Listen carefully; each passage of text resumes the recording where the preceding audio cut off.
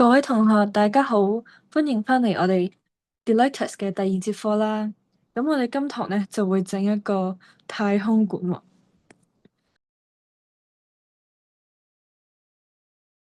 咁我哋上一堂呢就一齊整咗我哋自己嘅城市啦，學識咗點樣加背景啊、角色調整鏡頭等等嘅一啲技巧啦，亦都講解咗究竟虛擬實境 （Virtual Reality, VR） 嘅定義同埋點樣應用嘅呢？係啦。咁我哋今堂咧就會更進一步喎，我哋就親手搭建一個太空館啦。係啦，咁我哋就會再詳細咁講解嘅。咁你哋有冇去過香港嘅太空館呢？咁相信大家可能好多同學都會有去過啦，去參觀過嘅。咁我哋今日咧就嚟製作一個屬於你哋嘅太空館咯喎。我哋可以睇下一個參考片段。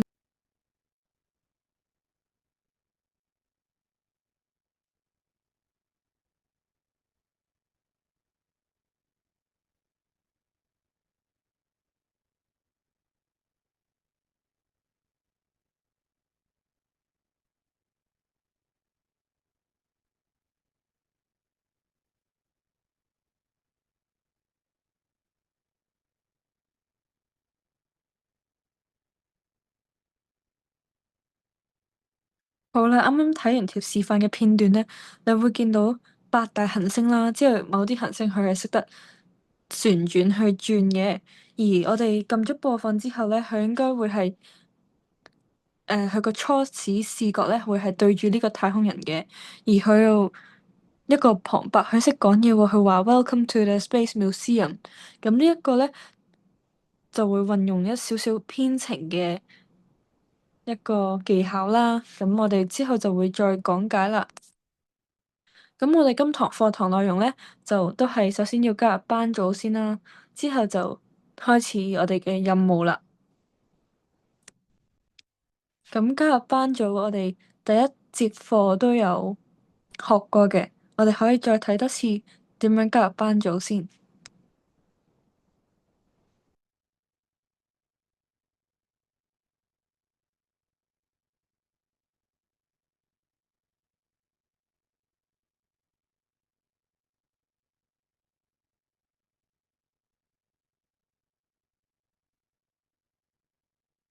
好啦，大家可以跟翻啱啱影片嘅步驟去加入班組啦。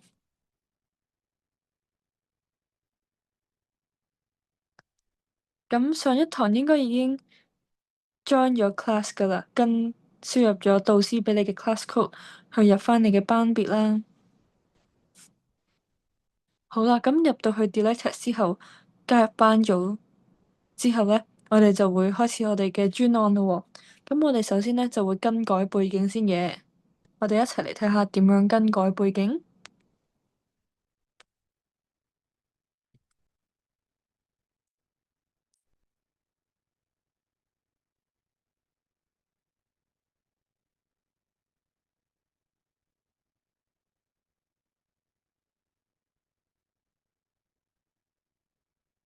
好啦，我哋喺環境嗰度咧撳翻銀河嘅呢一個宇宙背景啦，係啦。咁轉咗背景之後，我哋第二個任務咧就係搭建太空館嘅外形咯喎。咁我哋首先咧會製作太空館嘅館身啦，之後再製作地板同埋屋頂嘅。我哋一齊逐步逐步睇下係點樣製作嘅。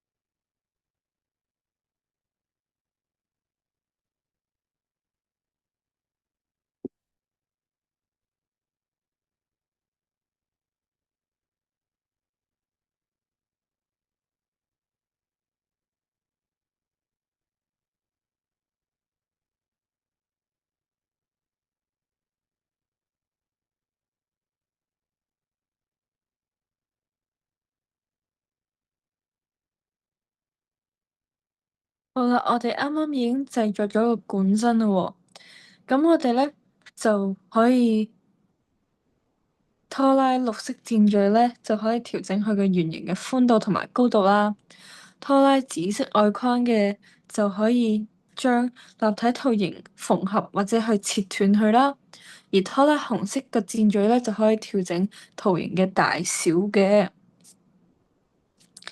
好啦，咁首先大家跟住啱啱影片嘅步驟去揾翻呢個圖形啦，之後再摸索下呢啲箭嘴係點樣使用嘅咧，同埋點樣放大縮細呢個圖形咧。我俾4分鐘大家去揾翻呢個圖形，同埋製作呢一個太空館嘅管身先。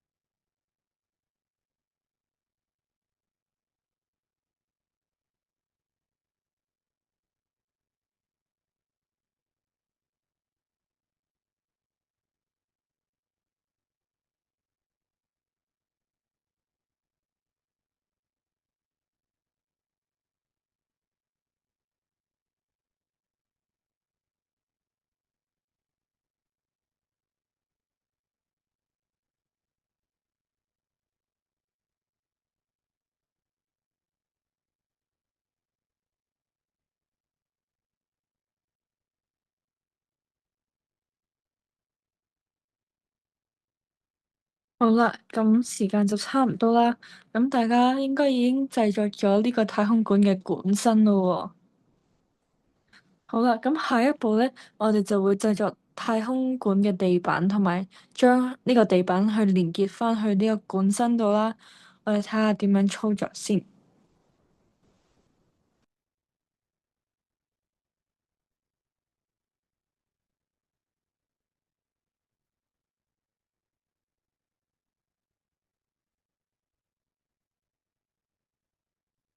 係啦，我哋會揀翻一個正方體嘅圖形啦，之後將佢放大同埋壓扁佢，之後變成一個地板嘅。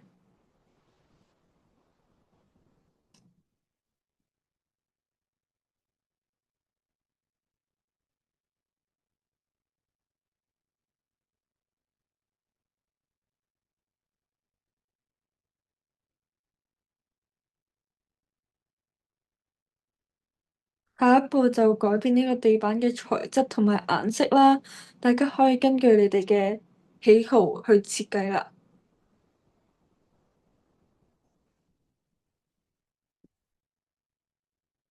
咁睇完呢條片之後咧，大家都可以知道點樣去轉更改呢個材質啦。咁你就可以為翻呢個物件去選擇一個合適嘅質地同埋顏色嘅。咁物件之間嘅連結係點做咧？啱啱條片可能大家睇得唔係好清楚啦。咁其實我哋只要係對住目標物件去撳翻滑鼠嘅右鍵啦，點選連結呢個掣之後咧，咁目標以外嘅物件咧就會喺可以對齊嘅部分出現一個小藍點嘅，係啦。咁撳咗個藍點之後咧，個目標物件咧就會好準確咁樣移去個小藍點所在嘅位置嘅，咁就可以對齊翻嗰個物件啦。好啦，咁我哋而家首先咧就會俾時間大家去製作翻呢個地板啦。咁我同樣就俾3分鐘時間大家去嘗試，係啦。咁大家而家可以去翻 Delete Test 嗰度進行呢個步驟啦。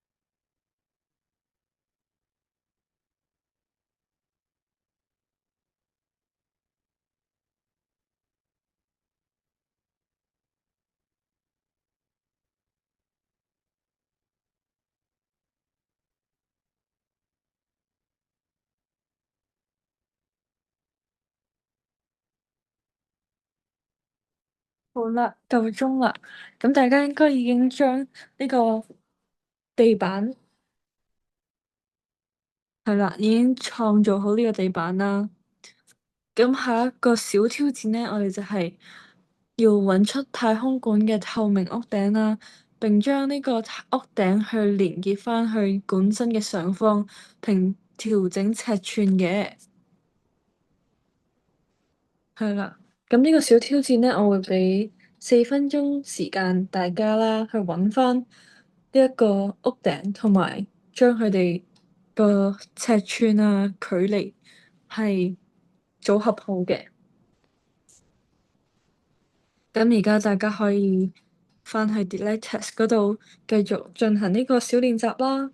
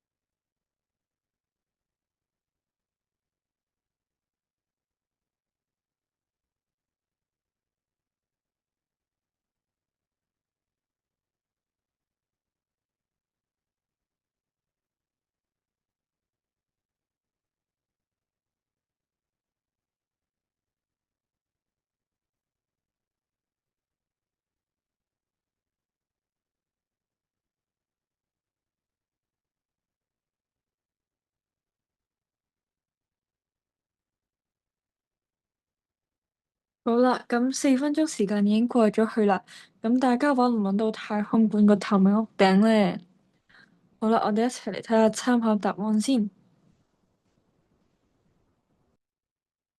我哋喺建築物件嘅最尾嗰邊就會揾到呢個屋頂一個半圓啦，咁我哋就會將佢放大嘅。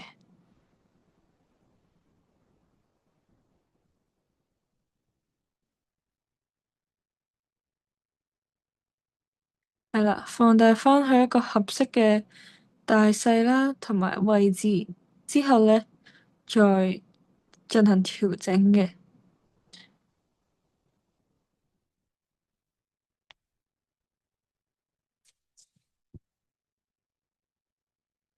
係啦，咁屋頂就應該好快完成啦。咁我哋睇下點樣組合呢個太空館先。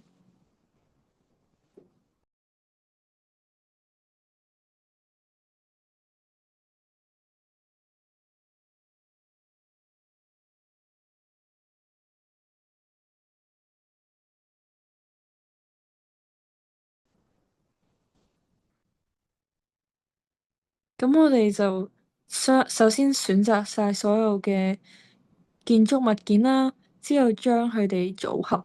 咁樣我哋咧移動嘅時候咧，就唔會淨係移動咗一個物件啦，而係將佢哋合二為一。之後係啦，就變咗一個整體啦。咁下一步咧，我哋起好晒個建築之後，我哋就要將物件同埋角色加入呢個動畫入邊啦喎。係啦，咁首先咧，我哋就加入呢個八大行星同埋太空人先啦，將佢哋放在太空館入邊。係啦，咁我哋俾3分鐘時間大家去揾翻呢八大行星同埋太空人，擺喺太空館入邊先啦。記得要調整佢哋嘅大細喎。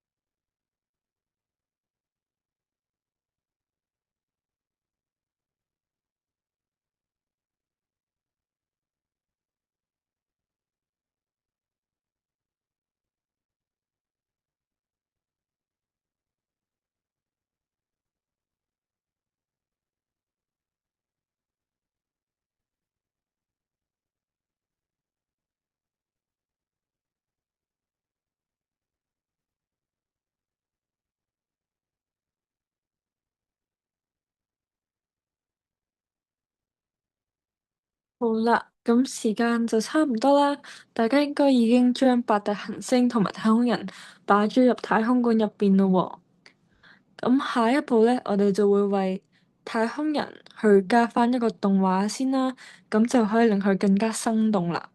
咁我哋一齊睇下應該點樣去加入動畫咧。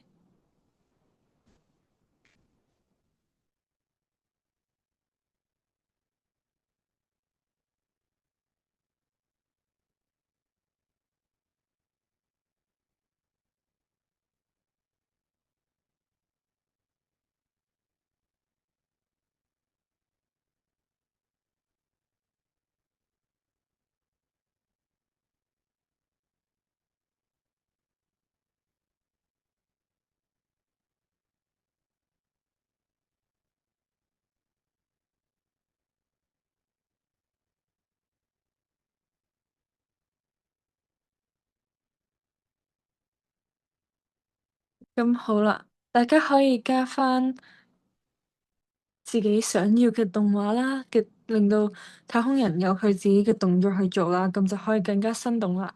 大家可以去探索下，去睇下邊個動作適合佢咧。咁我俾少少時間大家去揀一揀，去睇一睇先。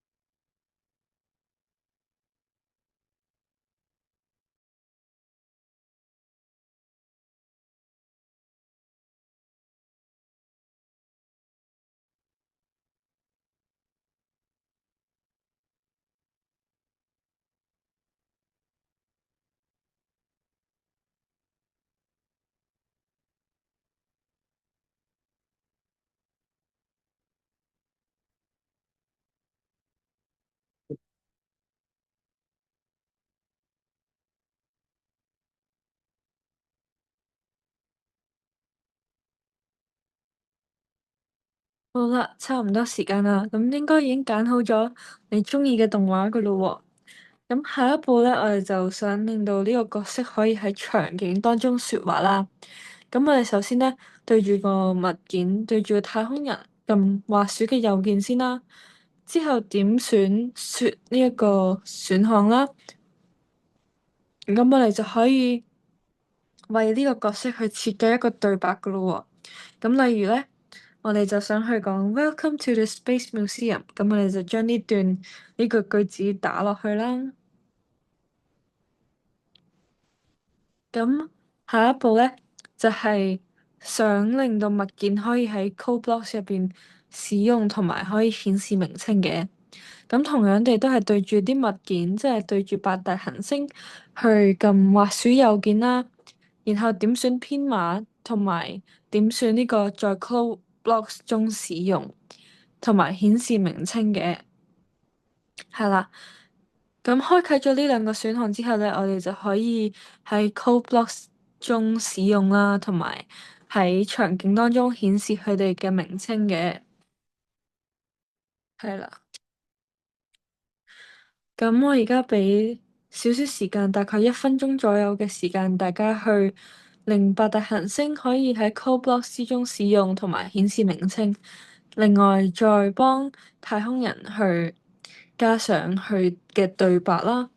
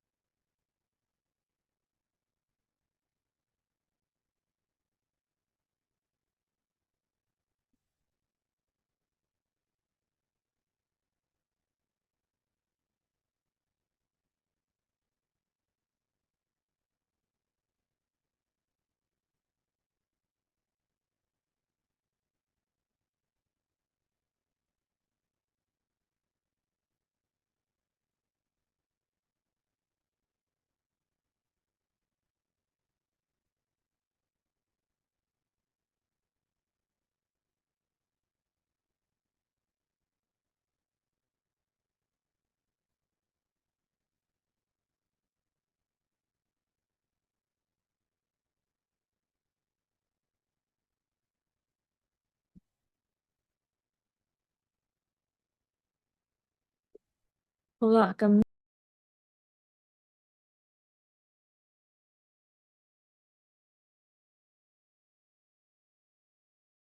時間都差唔多啦，咁大家應該已經完成咗以上嘅任務啦。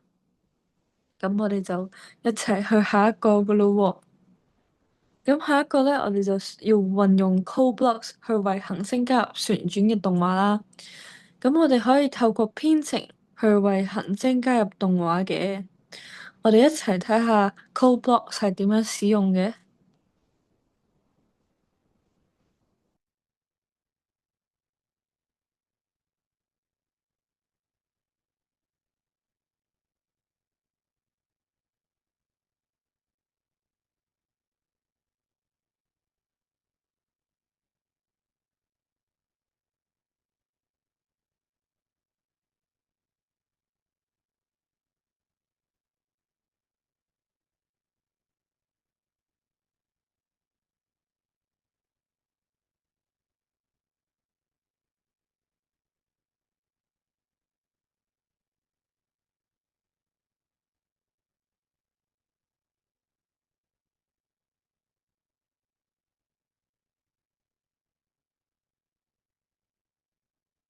好啦，啱啱睇完呢條示範嘅影片之後咧，我哋就知道應該用咩 block 去令到呢個行星旋轉啦。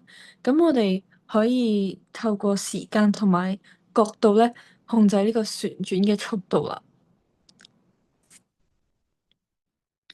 係啦，咁咧所有程式都要放置喺呢個當播放被點擊嘅積木下方啦。咁意思就係當你點選播放嘅時候咧，下方嘅程式就會開始運作啦。咁點解要擺永遠積木咧？就係因為喺永遠積木內咧，嗰個程式就會重複無限次不斷咁循環啦。因為我哋想個行星係一直咁樣旋轉嘅，所以我哋就用永遠呢個積木啦。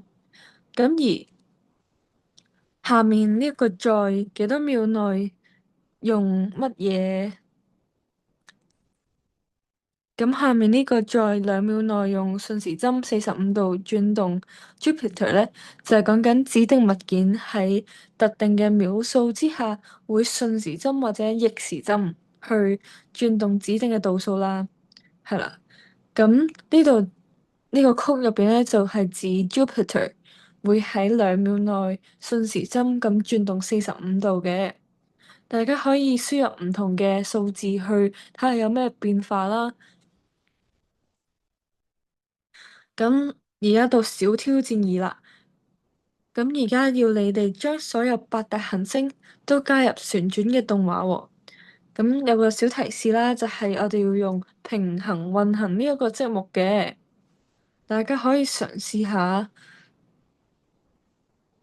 用呢個積木去做 coding 啦，之後再撳播放去運作，睇下係咪可以將佢哋8大行星同時咁樣旋轉。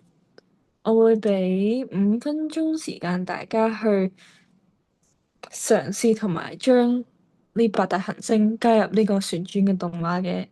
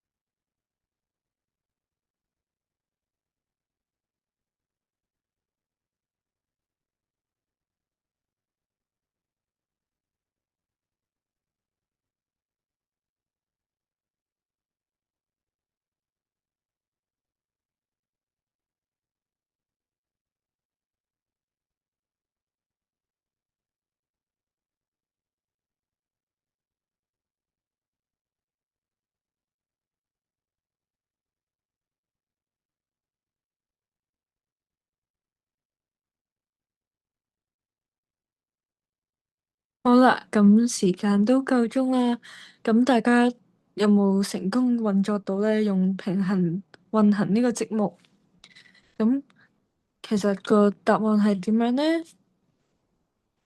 我哋一齊睇下呢條片先。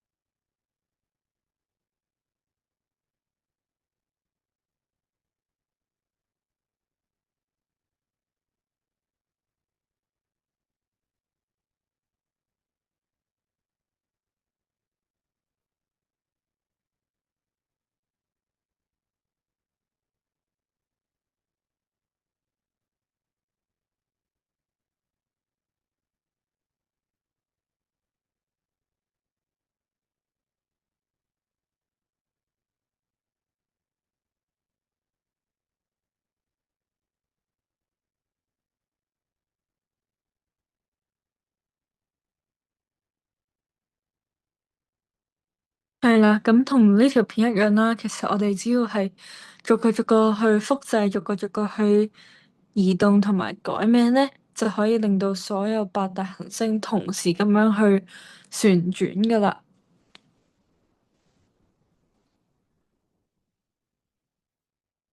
咁而家咧，除咗以上嘅功能咧，大家都可以探索下其他唔同嘅功能啦，去令到你個太空館更多嘢去睇，更多嘢去吸引人哋嘅。係啦。咁而家就可以打造你獨一無二嘅太空館啦，亦都可以將呢個太空館分享俾你哋啲同學睇喎。咁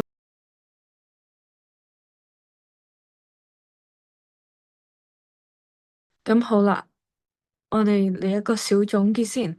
我哋今日咧就整咗一個專屬你哋自己嘅太空館啦。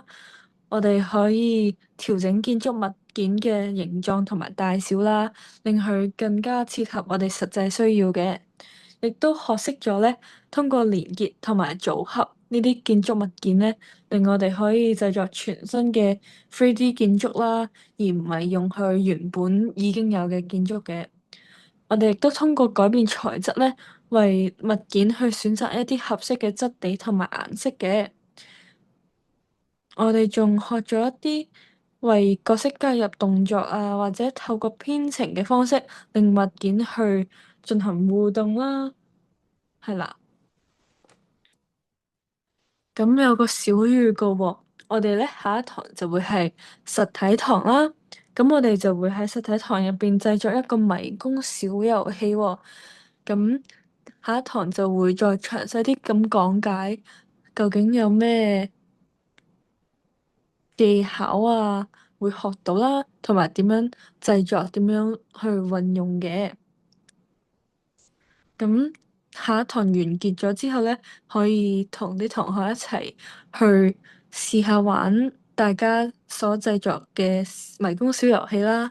因為個個都係有自己嘅諗法，有自己嘅創意嘅，可以去參考下其他人嘅做法，都係一個好好嘅學習模式啦。